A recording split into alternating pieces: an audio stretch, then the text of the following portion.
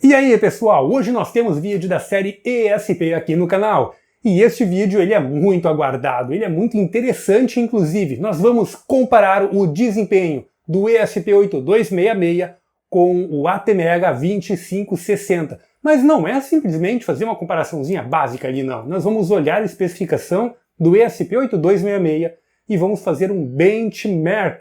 Ou seja, nós vamos rodar um ciclo de cálculo para ver se o ESP8266 é realmente muito mais veloz do que o ATmega 2560. Ficou curioso? Então vem comigo depois da vinheta.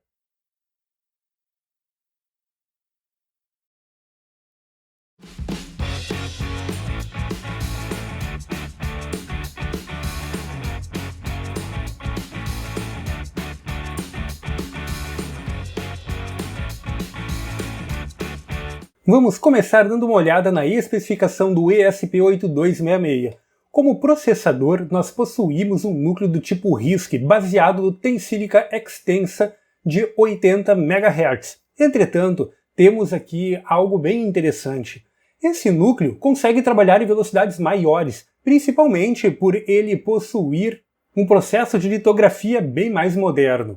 Entretanto, a memória RAM embarcada não consegue trabalhar a 80 MHz. Assim, é necessário trabalhar em modo assíncrono.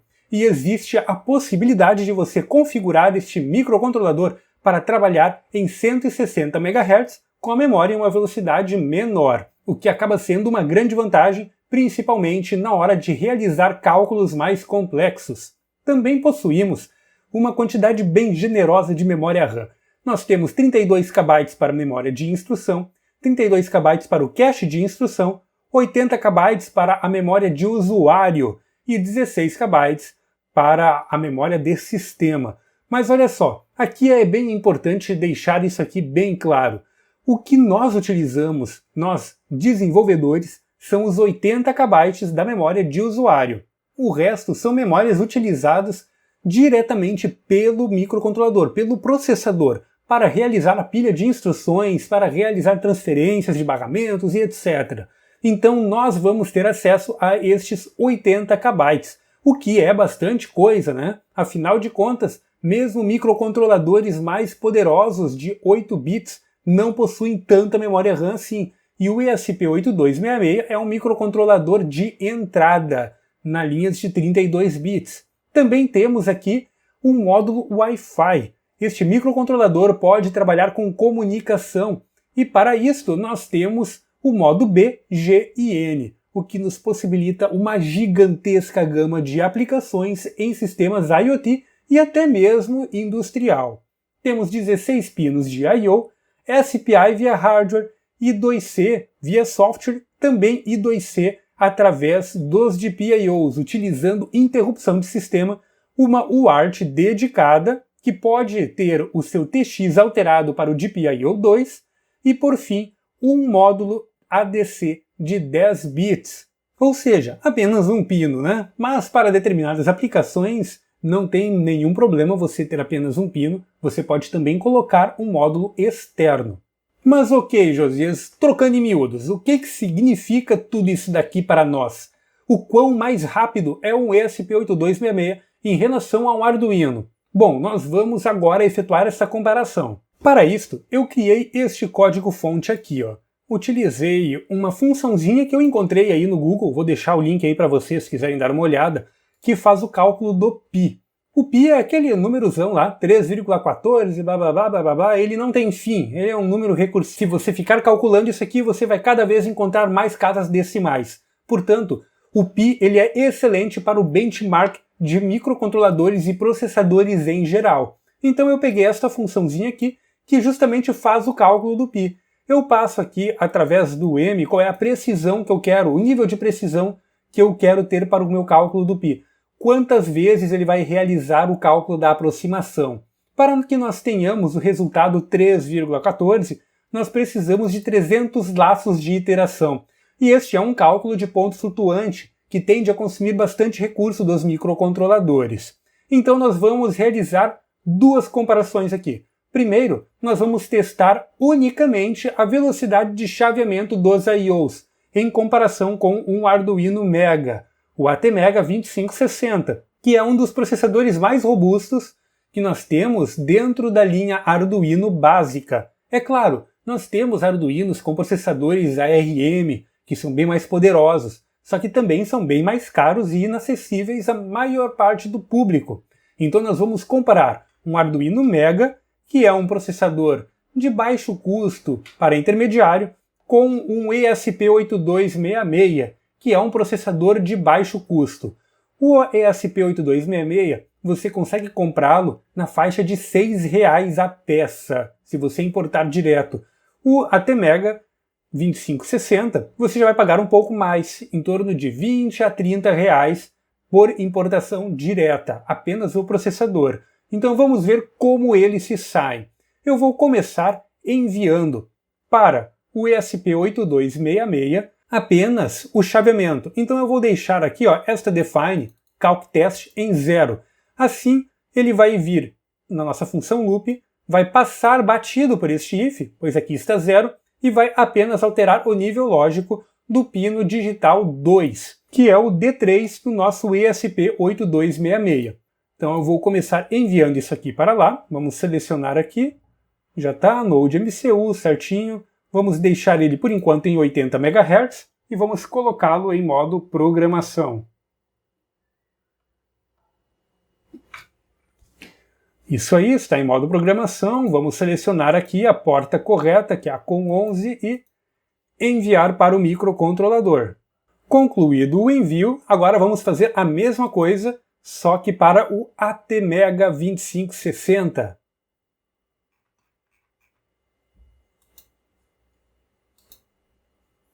Vamos alterar para a porta COM10. Estou utilizando o GPIO 2 da IDE Arduino em ambos os microcontroladores para facilitar aqui todo este teste. Ok, está carregado. Agora vamos olhar aqui no osciloscópio o que nós temos. Vamos ajustar a escala.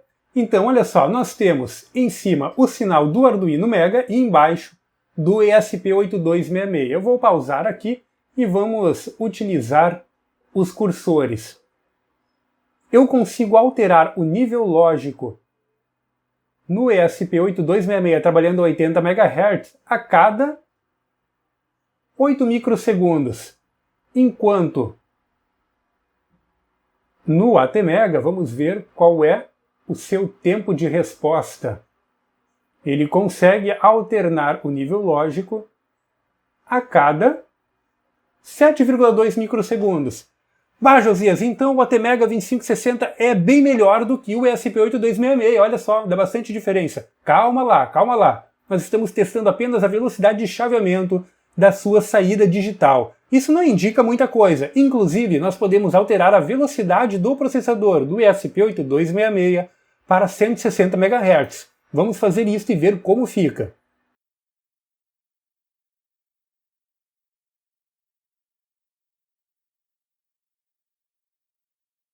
Isso aí, carregado, vamos liberar o osciloscópio novamente e agora nós podemos ver que ele já diminuiu o tempo de transição do sinal para o ESP8266. Vou alterar aqui o cursor de volta para o 1 e vamos medir este tempo. Aqui então, vamos alterar a escala para que nós tenhamos um pouco mais de precisão nesta medição, né? Vou colocar na borda de descida e vamos botar na borda de subida. E como é que está agora? 4 microsegundos. Já temos um ganho bem interessante. Então trabalhar em 160 MHz já torna, por si só, o ESP8266 mais rápido no chaveamento dos I/Os em relação ao ATmega 2560. Ok, mas isso aqui me indica que a velocidade do I/O dele é maior. Não indica que nós temos maior poder de processamento. Bom, realmente, isso não indica maior poder de processamento. Até mesmo os 8 bits do ATmega 2560 não indicaria que ele consegue terminar cálculos mais rápido do que o outro. A velocidade dele realizar cálculos está muito mais atrelada à forma como a sua ULA foi concebida, do que realmente ele ser 8 ou 32 bits. Mas, obviamente, não dá para fazer milagre com determinados tipos de tecnologia. Vamos ver como se comporta o ESP8266 e o ATmega 2560, realizando o cálculo do π com 300 iterações. Primeiro eu vou alterar aqui o calctest para 1. Isto vai fazer com que o meu código entre neste if aqui. Ele vai chamar o serialPrintLN, onde ele vai retornar o cálculo, o resultado do cálculo, e chamar a função π, passando as 300 iterações. A função π ela vai realizar um laço for, que vai até m 300 vezes, fazendo estes cálculos iterativos para chegar ou aproximar o resultado de π, retornando assim em float através da saída padrão da função que será escrito para nós na UART. Os dois microcontroladores vão fazer a mesma coisa e vão alterar também o seu nível lógico. Assim podemos ter uma ideia o quão mais rápido é o ESP8266 em relação ao ATmega 2560 durante cálculos de ponto flutuante. Ok, chega de blá blá blá, vamos botar esse negócio aqui para funcionar, mas primeiro vamos colocar ele em 80 MHz.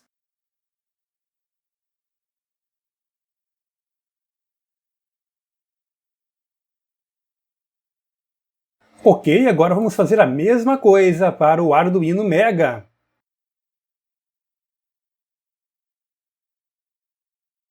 Isso aí, carregou. Antes da gente ver no osciloscópio o resultado, vamos conferir se realmente os dois estão calculando. Vou abrir o Serial Monitor aqui, está conectado no Arduino Mega, e olha só, ele está retornando 3,14, resultado do π.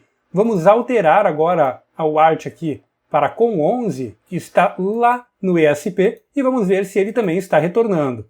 Aí está, 3,14, bonitinho. Então nós temos os dois microcontroladores realizando o cálculo de π como é o esperado. Agora vamos ver, a partir do osciloscópio, quem está ganhando em velocidade. Ok, aí está, vamos ajustar a escala. E olha só, pessoal, aqui nós temos o Arduino Mega e aqui nós temos o ESP8266. Dá para notar claramente que temos um grande ganho de desempenho em relação ao uso do microcontrolador de 32 bits. Mas vamos ver o quão mais rápido ele é. Vou pausar aqui, vamos utilizar os cursores, vamos verificar, então, os tempos que ele fica em cada nível lógico aqui, e isto vai nos dar quanto tempo ele levou para realizar o cálculo de π com 300 iterações. Então, olha só, 7,8 milissegundos. Vamos anotar esse resultado. Então, ESP8266, 80 MHz, levou 7,8 milissegundos. E vamos ver agora o Arduino. 27,6 milissegundos. Ou seja, o ESP8266 é cerca de 3,5 vezes mais rápido do que o ATmega 2560, isso trabalhando em 80 MHz. Vamos tentar agora em 160 MHz e ver como vai ficar.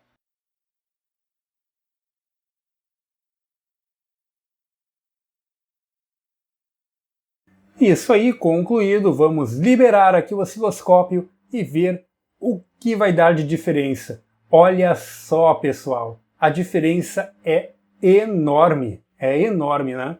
Vamos ver aqui quanto tempo ele leva, então, para realizar cada cálculo. Alterar aqui o cursor para 1.